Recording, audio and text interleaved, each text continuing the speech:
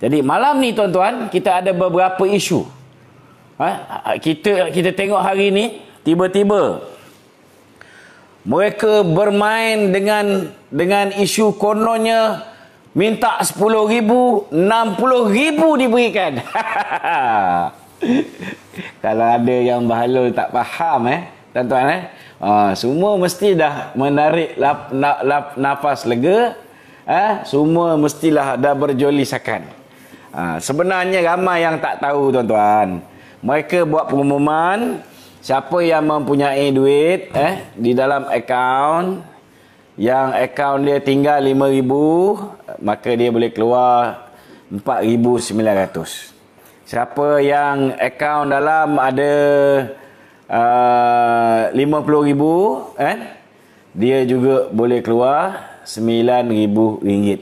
Ini maksimum. Maknanya mereka yang mempunyai duit di dalam akaun satu below 90,000, 90,000 RM90,000, maka dia boleh keluar maksimum 9,000 sahaja. Itu pun dia nak bagi sama macam apa yang dia nak bagi sebelum ni. Cuma dia murah hati sikit. Sebelum ni dia nak racik-racikkan selama 12 bulan.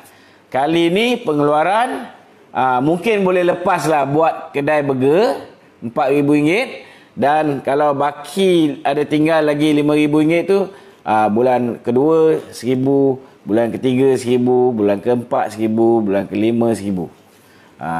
Campurlah bulan yang pertama tu, yang keenam, semua sekali jadi RM9,000 sahaja tuan-tuan. Bagi mereka yang mempunyai simpanan melebihi RM90,000, maka mereka dibenarkan untuk mengeluarkan 10%. Maknanya kalau dalam akaun tu ada 1 juta, 10% ni maksimum dia RM60,000. Maknanya tak boleh keluar RM100,000. Kena faham ni. Boleh keluar maksimum RM60,000. Maknanya kalau ada akaun dalam akaun satu tu 1 juta, boleh keluar bulan pertama sebanyak RM10,000, bulan kedua, ketiga sampailah yang keenam cukuplah RM60,000. Tapi adakah semua akan menikmati? Tidak tuan-tuan. Syarat dia apa? Syarat dia tuan-tuan mestilah telah diberhentikan kerja, Dan bila kita tanya ke setiap cawangan-cawangan KWSP ni, jawapan dia berbeza-beza. Sebab apa berbeza-beza? Sebab mereka tidak mempunyai pakar komunikasi macam UMNO Malaysia. UMNO Malaysia, KWSP belum menjelaskan macam mana nak keluarkan duit KWSP ni. Kita tengok Ketua Penerangan UMNO Malaysia begitu proaktif mengeluarkan jawapan. Dia buat dalam bentuk frequently asked question. Inilah baru betul yang sepatutnya dilakukan oleh KWSP. Tapi KWSP tak buat. Cuma bila Ketua Penerangan UMNO buat, dia buat berdasarkan apa maklumat yang dia perolehi, mungkin berdasarkan apa yang dia dapat daripada penjelasan KWSP, dan mungkin dia refer kepada ibu pejabat. Tapi sepatutnya apabila sudah ada polisi, dah dikeluarkan kenyataan yang dibuat oleh KWSP, sewajarnya satu perkeliling dihantar kepada semua cawangan-cawangan KWSP. Kenapa? Kerana hari ni kita tak tahu. Kalau kita baca apa yang ditulis oleh pihak KWSP, maknanya siapa yang layak untuk bawa keluar duit untuk membantu kerajaan memulihkan ekonomi negara ni? Hanya mereka yang dibuang kerja, hanya mereka yang diarahkan untuk bercuti tanpa gaji, hanya mereka yang kehilangan pendapatan yang boleh mengeluarkan. Persoalannya, 3 perkara yang dia bagi ni, ini sangat longgar. Hilang pendapatan semenjak bila? Contohnya macam saya, 9 hari bulan Mei 2018, saya kerajaan bertukar. 10 Mei 2018 saya dipecat oleh Lim Guan Eng sebagai pengarah komunikasi Kementerian Kewangan. Jadi adakah saya yang sudah hampir 3 tahun ni hilang pekerjaan, dan tidak memberikan caruman kepada KWSP, saya boleh keluarkan duit saya. Tak ada. Ini sepatutnya sudah ada jawapan standard, ataupun bolehlah buat frequently asked question, soal jawab mudah tentang pengeluaran KWSP ni, supaya setiap cawangan-cawangan KWSP seluruh negara memberikan jawapan yang sama. Tapi sekarang tak ada. Persoalan dia, mereka mengatakan bahawa ini akan memberi manfaat kepada 2 juta rakyat. Hello brother, pencarum ada 7 juta. Pencarum ada 7 juta orang. Mana datang 2 juta rakyat ni? Adakah hari ini KWSP mengesahkan bahawa 2 juta orang telah kehilangan pekerjaan? Ini very serious matter ni. Kalau betul lah tuan-tuan, maknanya kita punya kadar pengangguran bukan lagi 4% lebih. Tuan-tuan, bukan lagi 4% lebih. Sudah lebih daripada itu.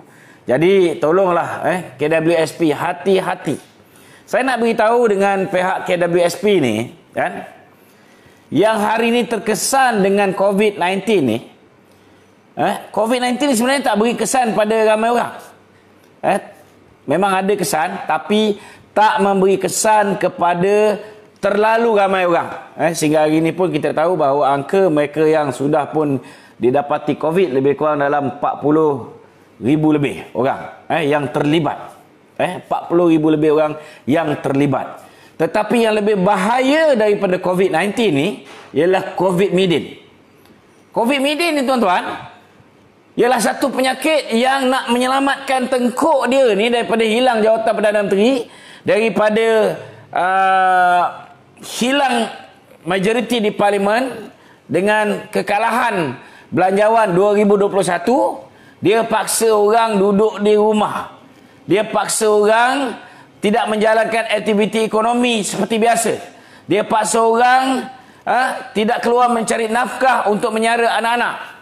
Yang ini yang menyebabkan ramai orang, bukan hanya the B40, bukan hanya mereka yang kehilangan pekerjaan, bukan hanya mereka yang diarahkan untuk bercuti tanpa gaji, bukan hanya mereka yang sudah kehilangan pendapatan. Tuan-tuan, mereka yang masih lagi berniaga, pendapatannya tak sempurna, mereka terkesan. Mereka daripada kumpulan the B40, kumpulan M40, termasuklah the top 20 pun, hari ini pendapatan pun ada yang sama macam B40, tuan-tuan. Jadi bagaimana mungkin saudara, yang diberikan ini hanya untuk 3 kategori yang telah disebutkan oleh pihak KWSP. Itu sebabnya tuan-tuan, Datuk Seri Najib hari ini beliau mencadangkan supaya bantuan KWSP ini diberikan maksimum pengeluaran RM10,000 diberikan secara one off. Dan alhamdulillah, kenyataan beliau ini telah disokong oleh pengurusi Barisan Nasional, iaitu Datuk Zahid Hamidi. Kalau ini tidak ditunaikan, begitu juga dengan kalau moratorium wajib tidak diberikan, maka Barisan Nasional mungkin tidak akan menyokong belanjawan 2021. Kita dah tegur kali pertama, tak jalan. Cadangan Datuk Seri Najib kali pertama ditolak. Bila mereka bentangkan belanjawan, Datuk Seri Najib kata kena laksana ni, semua orang terkesan. Tuan-tuan, sepatutnya dia ikut, sebab dia dah boleh nampak groundswell macam mana dekat bawah ni, semua dah mula macam hilang arah, tuan-tuan. Belum ada yang terjun bangunan, belum ada yang bunuh diri, kerana dah tak tahu macam mana nak cari sumber pendapatan. Tetapi sepatutnya Muhyiddin ni dia buka telinga dia besar sikit. Buka telinga besar sikit. Bukan suruh buka seluar, buka telinga je. Itu je yang penting. Kalau dia boleh dengar orang kat bawah ni betapa orang kat bawah ni dah perit, sepatutnya tuan-tuan dia benarkan. Kerana ini tidak akan memberikan kesan yang terlalu besar. Malah seperti mana yang Datuk Seri Najib cakap. Kalau misalnya betul lah, misalnya betul, sekitar ada yang keluar 5,000, ada yang keluar 10,000, baru 20 bilion saja yang akan implikasi kewangan, yang mana duit yang akan dikeluarkan oleh pencarumnya. Dan 20 bilion ini sudah pasti akan memberikan impak besar kepada pertumbuhan ekonomi negara yang hari ini menguncup. Mungkin akan jumlah penguncupan itu akan menjadi lebih kurang. Dan kita dengan kuasa membeli yang lebih besar yang ada pada rakyat Malaysia, ditambah pula kalau diberikan moratorium 6 bulan ini, maknanya ada pertambahan lagi 6.34 bilion. Kita ada lebih kurang 26.34 bilion untuk dibelanjakan oleh rakyat Malaysia. Tak payahlah kita nak ikut cadangan daripada Lim Guan Eng untuk meminjam 45 bilion ringgit. Saya tak tolak cadangan Lim Guan Eng. Bagi saya cadangan beliau yang ini sangat rasional. Kerana bagaimana mungkin dalam keadaan kita berhadapan dengan COVID-19, negara hanya berbelanja lebih kurang dalam 12 hingga 14 bilion ringgit daripada belanjawan tahun lepas. Tak boleh tuan-tuan. Memang kena belanja lebih untuk memastikan kita ada kecairan yang lebih di pasaran, kita dapat memulihkan ekonomi yang sudah begitu lembab sekarang ni, dan ianya akan dapat memberi kesan sekiranya kita mewujudkan pinjaman ini. Tapi kalau kita dah dapat lebih kurang dalam 26.34 bilion melalui duit yang disumbang oleh pencarum KWSP kepada negara dengan mengeluarkan duit sendiri untuk meningkatkan pertumbuhan ekonomi, tuan-tuan, kita cuma mungkin perlu pinjam lagi 20 bilion saja. Itu boleh masuk nanti tahun depan. Kita buat bentangkan belanjawan tambahan, maka kita boleh table another 20 bilion. Takkan ini pun tak boleh buat, kan? Takkan ini pun tak boleh buat. Tapi apa yang mereka buat ni, saudara? Bila tengok rakyat mula menyokong cadangan Datuk Seri Najib, nak memastikan imej Datuk Seri Najib rosak, tuan-tuan, tiba-tiba mereka arahkan Al Jazeera untuk mengeluarkan video, kononnya satu video dokumentari pelarian yang sedang dikejar, iaitu tidak lain tidak bukan Lau Tek Jo ataupun Jolo. Dan paling bodoh sekali dalam sejarah, tuan-tuan, saya mendengar Jolo mengatakan bahawa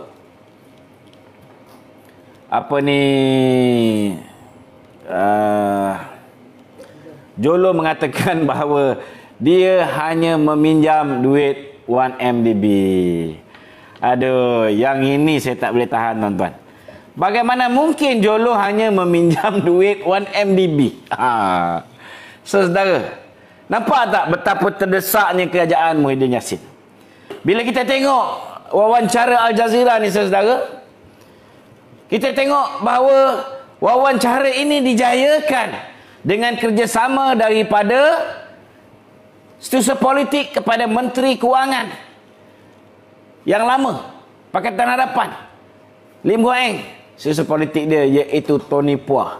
Tony Puah yang hari ini, tuan-tuan, ada lebih kurang 33 ke 43 laporan SPRM terhadap beliau dan juga terhadap Lim Guan Eng, iaitu projek-projek yang kena mendapat kelulusan daripada MOF, Kementerian Kewangan. Semua akhirnya akan melalui Tony Puah. Dan maklumat-maklumat yang kita dengar, Khabar Angin mengatakan setiap projek mereka kolek, tuan-tuan, lebih kurang 10%. Dan ini semua sudah diketahui oleh komrad-komrad DAP. Dan hari ini berlaku penolakan yang besar di dalam DAP terhadap dinasti Lim. Penolakan terhadap Lim Guan Eng, Lim Kit Siang, termasuklah Tony Puaka ni, tuan-tuan. Tak lama lagi, tuan-tuan, orang macam Gobind Singh, orang macam Anthony Loke, orang macam ngakomen. Mereka ini semua mahu mengeluarkan Lim Guan Eng dan sekutu-sekutu korapnya daripada persada politik DAP itu sendiri. Saudara, mereka hari ini menunjukkan dengan jelas bagaimana Muhyiddin masih lagi mempunyai hubungan yang baik dengan Tony Puah. Itu sebab dia gunakan Al Jazeera. Dia gunakan Tony Puah punya interview dengan Al Jazeera, tuan-tuan, untuk menunjukkan seolah-olah Datuk Seri Najib terlibat dalam skandal 1MDB. Sedangkan the main culprit, orang yang telah bekerja sama dengan Nick Faisal, orang yang telah bekerja sama dengan Joanna, pegawai M-Bank, dan ramai lagi, lebih kurang 5-6 orang anggota kaki tangan 1MDB yang telah melarikan diri, tuan-tuan, iaitu kroni-kroni Lau Tek Jo. Mereka telah melarikan diri bersama-sama dengan puak-puak tadi itu. Dan yang paling pelik ni, saudara, yang menjadi pertanyaan kepada kita, bagaimana Al Jazeera boleh berhubung dengan Jolo, sedangkan IGP tak boleh jumpa beruang yang hari ini sudah jalan macam seladang. Bagaimana, tuan-tuan? Tak ke pelik?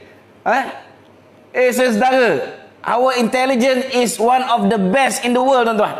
Special branch kita adalah merupakan antara perisik yang terbaik di dunia. Tetapi bila dia dipimpin oleh Hamid Bado ni, tuan-tuan, hancur lebuh. Hancur lebuh. Sampaikan Azmin Ali yang telanjang bulat betul-betul atas katil, depan TV pun dengan kamera CCTV hotel, dengan gambar video yang dirakam oleh Haziq sendiri, dengan bantuan syarikat telco yang mengenal pasti bahawa handphone Haziq dan juga handphone Azmin berada di dalam satu bilik. Tuan-tuan, tiba-tiba, saudara, Hamid Bado kata dia tidak boleh mengesahkan bahawa orang itu ialah Azmin Ali. Tuan-tuan, hari ini, saudara, kalau Azmin Ali tak boleh disahkan, bila mana Mahathir mengeluarkan kenyataan mengatakan bahawa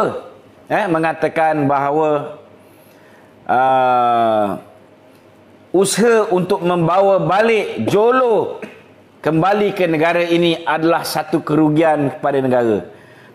Hari ini, tuan-tuan, bila Jolo kata dia sudah berhubung dengan pihak Mahathir, sudah berunding, kita pun tahu, dah lama kita orang tahu, tuan-tuan, yang banyak berhubung dengan Jolo ni ialah Tun Daim sendiri, orang kanan kepada Tun Dr. Mahathir.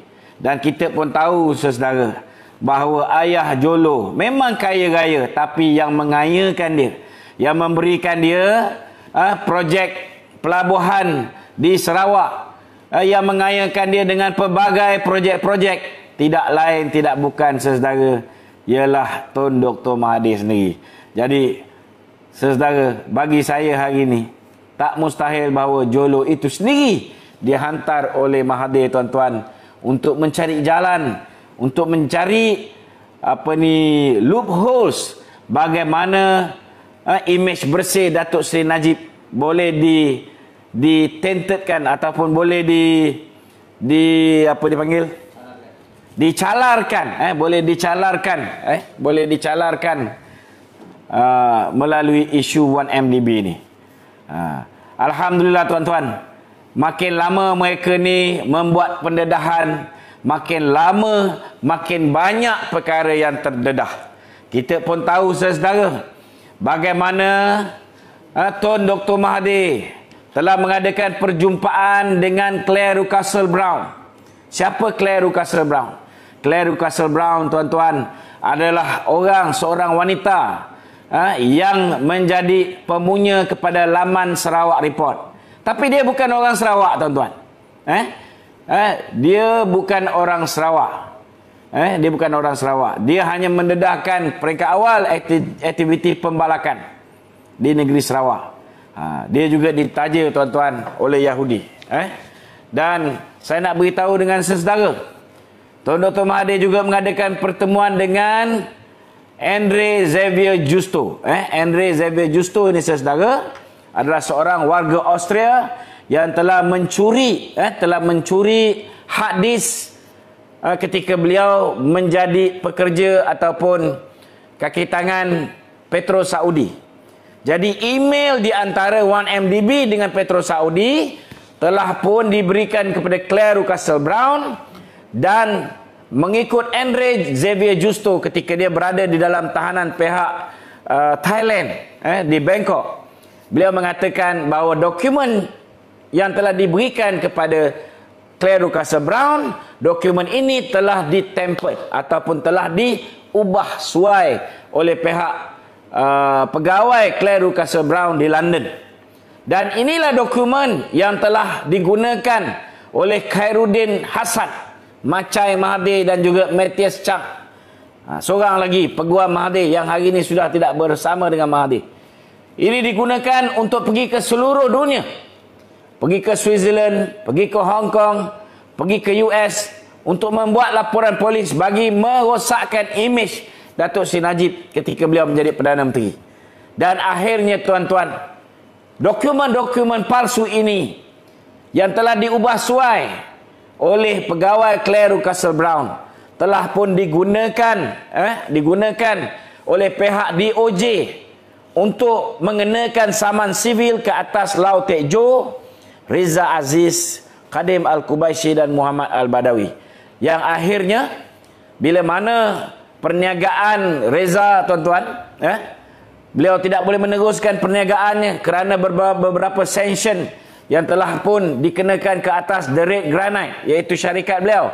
Maka akhirnya beliau memilih untuk membayar settlement dengan pihak DOJ, kerana kalau dia bayar kepada pihak Aba BVI pinjaman yang telah dia buat dengan Aba IPIC, maka kosnya lebih mahal daripada kalau dia pergi settle dengan DOJ. Itu sebab nama Reza telah digugurkan, kerana dia telah membuat settlement dengan pihak DOJ. Saudara, tetapi sehingga ke hari ini kita tak tahu apa jadi dengan kes DOJ. Mereka mengatakan bahawa mereka mahu menyaman 3 manusia ini. Tetapi, tuan-tuan, apa yang berlaku apabila kes nak berjalan pada Mac 2018, pihak DOJ sendiri memohon supaya ianya ditangguhkan 6 bulan. Kenapa? Kerana mereka tahu bahawa pilihan raya di Malaysia akan berlaku dalam tempoh 1-2 bulan lagi, iaitu pada bulan Mei kita buat pilihan raya. Maknanya kalau tangguh 6 bulan, maknanya, saudara, tidak ada siapa yang akan mengetahui sama ada skandal 1MDB ini betul ataupun tidak. Penyelewengan, kecurian yang dilaporkan oleh Mahathir betul ataupun tidak, tak ada siapa yang tahu, tuan-tuan. Tak ada siapa yang tahu. Itulah sebabnya, saudara, ketika itu Reza Aziz telah menarik diri dan dia telah memulakan perniagaannya semula. Tetapi, saudara, apa jadi dengan Lau Teck Joe? Apa jadi dengan Khadim Al-Qubaisi? Apa jadi dengan Muhammad Al-Badawi yang turut di saman? Mereka, DOJ nak merampas kapal Equanimity. Akhirnya mereka menarik balik cadangan untuk merampas. Rupa-rupanya Equanimity, tuan-tuan, telah dibawa daripada Bali, Indonesia ke Malaysia. Dan ketika berada di Malaysia, tuan-tuan, kita jangan lupa apa yang dikatakan oleh Tun Dr. Mahathir. Tun Dr. Mahathir kata kita tak boleh simpan lama kapal ni, kita kena jual segera. Kerana kos nak membiayai kapal ini, nak maintain kapal ni 2.1 juta sebulan. Tuan-tuan, kalau custom ke polis rampas kereta kita, ada dia tolong tukar minyak hitam. Tuan-tuan, pergilah dekat dockyard, custom ke, cuba tengok kereta-kereta yang nak dilelong tu. Silap-silap tayar pun tak ada, tuan-tuan. Ini kapal Equanimity tu siap di-maintain 2.1 million per month. Saudara cuba bayangkan. Lepas tu tiba-tiba kita menjumpai kapal ini berada di Langkawi. Itu lagi best. Bila kita tanya dengan Tun Dr. Mahdi, macam mana tiba-tiba kapal ini boleh berada di pangkalan laut TLDM di Langkawi? Wilayah 3 ke apa? Kan? Apa nama jawab apa, tuan-tuan? Kapal ini perlu dijaga dengan baik. Kita perlu bawa kapal ini bersiar-siar 2-3 hari sekali supaya teritip, tidak hinggap di badan kapal. Inilah Perdana Menteri korang yang bodoh. Ini yang korang agung-agungkan. Atuk the legend. Tuan-tuan, memang legend, tuan-tuan. Akhirnya kapal yang bernilai 250 juta US dollar ini dijual kepada kroni dia genting, tuan-tuan, dengan harga hanya 126 million US dollar. Tapi kadang-kadang saya tengok kapal ni ada kat Langkawi juga. Agak-agak, tuan-tuan, puaka mana yang pakai kapal ni?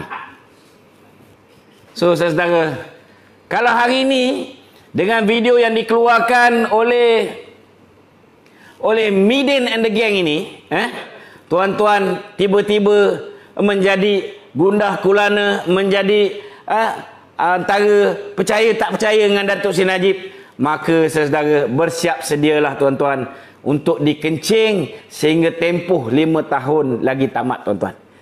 Tapi kalau tuan-tuan sudah tahu bahawa tuan-tuan hari ini berketuakan syaitan, tuan-tuan hari ini mempunyai Perdana Menteri yang busuk hati, yang hatinya hitam, yang tidak pernah berhenti daripada menindas musuh-musuh politik dia dengan fitnah dan segala bentuk perkara-perkara yang dilarang oleh agama ni.